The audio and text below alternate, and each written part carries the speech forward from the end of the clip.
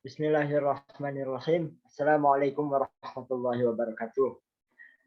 Alhamdulillahirabbil alamin wa bihi nasta'inu ala umuri dunya waddin. Wassalatu wassalamu ala asyrafil anbiya'i wal mursalin wa ala alihi wa sahbihi ajma'in. Rabbi shrah li sadri wa yassir li amri wahlul 'uqdatam min lisani yafqahu qawli. Pertama-tama kami memperkenalkan diri. Kami dari kelompok 8 akan mempresentasikan tentang situasi dan iklim keluarga yang beranggotakan 3 mahasiswa, yakni Dia Haifa, Nisa Nur Saadah, dan saya sendiri, Nurdin Mulyono. Selanjutnya, langsung saja kepada Dia Haifa yang akan mempresentasikan slide pertama. Waktu dan tempat saya persilahkan. Bismillahirrahmanirrahim.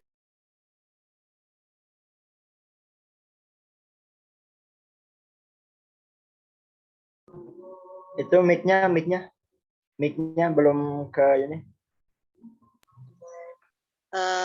Bismillahirrahmanirrahim. Saya Dia Haifa. Saya akan mengartikan pengertian situasi dan iklim keluarga. Menurut Kamus Besar Bahasa Indonesia, situasi adalah kedudukan, letak sesuatu, tempat, dan sebagainya. 2. Keadaan. Dalam arti situasi, dalam keluarga ialah suatu keadaan yang terjadi dalam sebuah keluarga. Menurut Kamus Besar Bahasa Indonesia, iklim yaitu keadaan hawa, suhu, kelembapan, awan, hujan, dan sinar matahari. Suasana, keadaan dalam arti iklim sebuah keluarga yaitu suasana yang ada dalam suatu keluarga.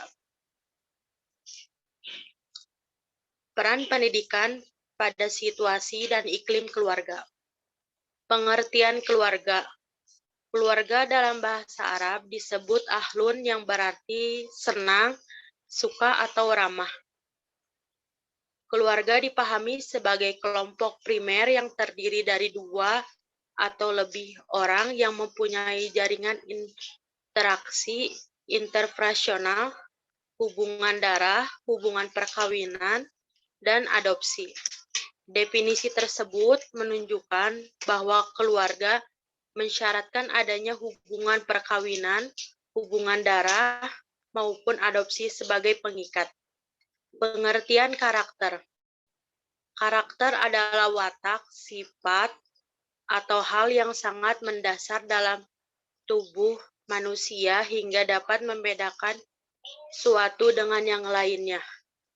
Karakter adalah bagian dari elemen spesifik manusia yang meliputi kemampuan mereka menghadapi tantangan dan kualitas. Menurut Kemkon Kesra 2010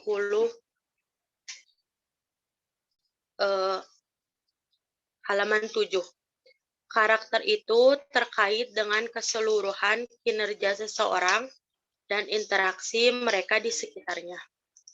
Dengan demikian, karakter mencakup nilai moral, sikap, dan tingkah laku.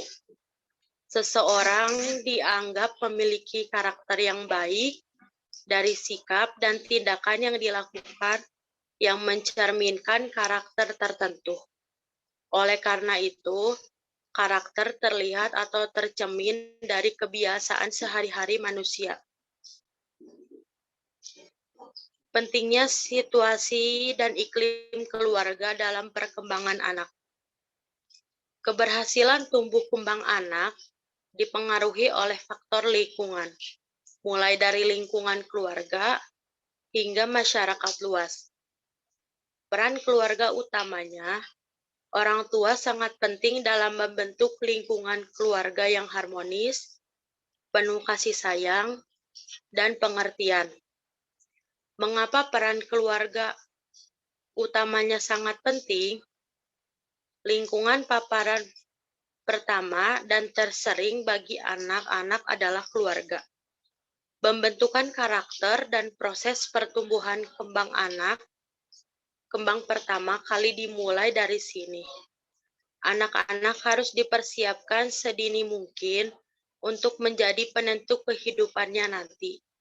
Harus dipersiapkan untuk bisa membuat keputusan sendiri dan tumbuh menjadi pribadi yang kompeten di masyarakat. Proses ini dapat didapat sedini mungkin tergantung pada lingkungan tempat tinggal anak dibesarkan. Selanjutnya akan dipaparkan oleh Nisa Nur Saadah.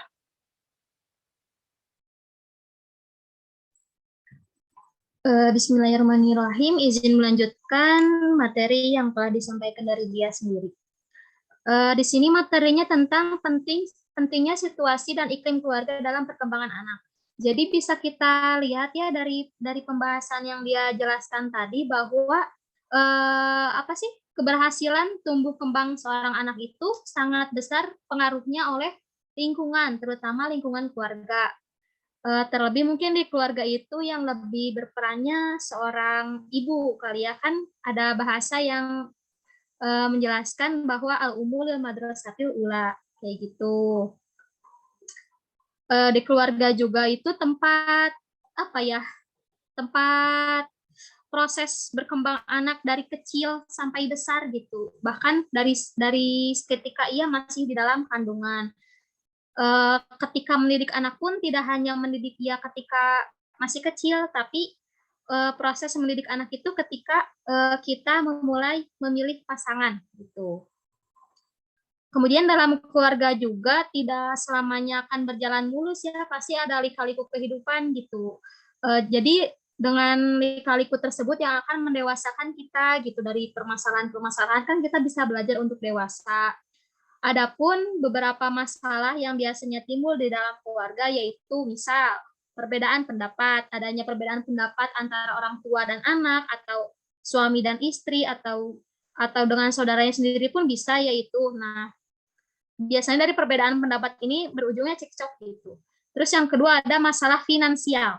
Nah, masalah finansial juga gak banyak itu tuh kayak menjadi hal yang masalah cukup besar sih kalau dalam keluarga, kayak gitu kan banyak kasus-kasus perceraian yang karena ekonominya gitu. Terus yang ketiga ada kurangnya kepercayaan dan rasa hormat kepada pasangan. Nah, dari kepercayaan itu kan setiap pasangan butuh rasa kepercayaan ya. Misalnya suaminya kerja terus aja dicurigai, nah itu tuh nggak baik juga gitu. Kita tuh harus husnuzon kepada pasangan kita sendiri. Kemudian kurangnya komunikasi yang terjalin dalam keluarga. Nah, di antara keluarga ini kurang baik ya kalau semisal miskomunikasi gitu antara orang tua, anak, atau pasangan yang lainnya, antara kakak dan adik kayak gitu. Intinya mah harus sering-sering berkomunikasi ya, misalnya nanya, Pak habis dari mana, kayak gitu. Nah, itu tuh kayak suatu kehangatan yang terjalin dalam keluarga tersebut gitu. Kemudian ada yang namanya KDRT. Nah, kekerasan dalam rumah tangga biasanya kalau anak dikerasin gitu ya, seorang anak udah mulai dikerasin sama orang tuanya, dia tuh bakal jadi anak yang pemberontak nanti waktu besarnya. Itu juga kurang baik, meskipun suami ke istri itu kurang baik juga, ada KDRT kayak gitu. Intinya mah kalaupun ada masalah di keluarga, selesaikan dengan pikiran gitu, dengan pikiran yang jernih, dengan otak gitu, dengan diskusi gitu, nggak harus dengan selalu fisik gitu kan. Next, selanjutnya ada peran orang tua dalam pembentukan situasi dan iklim keluarga sesuai ajaran Islam. Nah, pembentukan ini bisa dengan kekeluargaan ya. Nah, dalil yang sesuai dengan menjaga kekeluargaan itu terdapat dalam Al-Quran surat At-Tahrim ayat 6 yang artinya, wahai orang-orang yang beriman, peliharalah dirimu dan keluargamu dari api neraka yang bahan bakarnya adalah manusia dan batu. Penjaganya malaikat-malaikat yang keras, yang tidak durhaka kepada Allah terhadap apa yang Dia perintahkan kepada mereka dan selalu mengerjakan apa yang diperintahkan. Nah, dari dalil Al-Quran surat Al-Tahrim ini bisa kita simpulkan bahwa keluarga itu perlu dijaga. Mungkin ada pun cara menjaga kekeluargaan itu diantaranya yang akan dilanjutkan oleh saudara Nurdin, kepadanya dipersilahkan. Baik, terima kasih kepada Nisa Nusada. Selanjutnya, Nurdin akan melanjutkan materi yang sudah dipaparkan oleh Nisa, saudara Nisa. Dari dalil Quran Surat At-Tahrim tersebut, dapat kita simpulkan bahwa keluarga itu perlu dijaga. Adapun cara menjaga kekeluargaan itu diantaranya yang pertama, menanamkan nilai-nilai ketauhidan dan melaksanakannya dalam kehidupan sehari-hari. Misalnya contohnya, dicontohkan oleh para Rasul dan Nabi yang mulia kepada keluarga, anak, dan istrinya. Langkah yang kedua, dengan menanamkan kebiasaan untuk saling menasihati, saling memberikan nasihat selain sebagai bagian dari hak seorang muslim terhadap muslim lainnya, juga merupakan salah satu perilaku orang beriman. Dan yang ketiga adalah perbanyak doa memohon kebaikan dan keberkahan dalam keluarga. Selanjutnya, slide selanjutnya dia. Nah, selanjutnya di dalam Quran surat Al-Kahfi ayat 46 yang berbunyi Bismillahirrahmanirrahim. Al-mal wal banuna zinatul hayatid dunya wal baqiyatus salihatu khairun 'inda rabbika thawaban wa khairun amala. Sadaqallahul azim, yang artinya harta dan anak-anak adalah perhiasan kehidupan dunia, tetapi amal kebajikan yang terus-menerus adalah lebih baik pahalanya di sisi Tuhanmu serta lebih baik untuk menjadi harapan. Di sini dijelaskan, Allah telah menjelaskan yang menjadi kebanggaan manusia di dunia ini ialah harta, benda, dan anak-anak. Karena manusia sangat memperhatikan keduanya. Banyak harta dan anak dapat memberikan kehidupan dan martabat yang terhormat kepada orang yang memilikinya. Karena itu, harta dan anak dapat menjadikan seseorang takabur. Takabur itu sombong dan merendahkan orang lain. Lewat ayat ini, Allah menegaskan bahwasannya keduanya hanyalah perhiasan dalam hidup dan duniawi, bukanlah perhiasan dan bekal untuk ukhrawi. Padahal manusia sudah menyadari bahwa keduanya akan segera binasa dan tidak patut dijadikan bahan kesombongan. Ayat ini juga mengabarkan kepada kita semua bahwasannya anak merupakan perhiasan yang harus dijadikan jalan bagi orang tua untuk melakukan amal soleh yang akan mengantarkan kepada ridho Allah Subhanahu wa taala. Selanjutnya,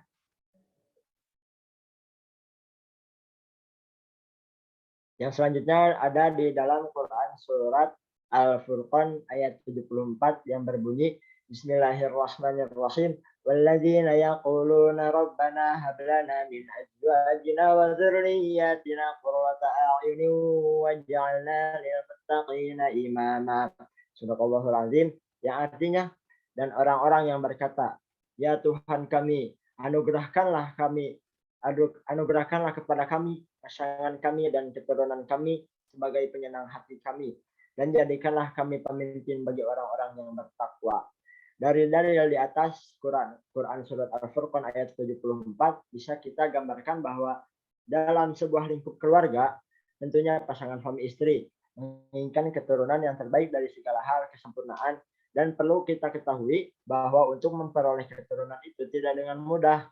Bahkan ketika kita memilih keturunan serta mendidiknya, itu dimulai dari saat ketika kita memilih pasangan. Karena watak terbesar yang akan dihasilkan oleh seorang anak akan terbentuk pula dari watak kedua orang tuanya. Selanjutnya. Sudah habis. Sekian dan terima kasih. Mohon maaf bila ada tutur kata yang kurang mengenakan. Billahi taufiq wal hidayah. Wassalamualaikum warahmatullahi wabarakatuh.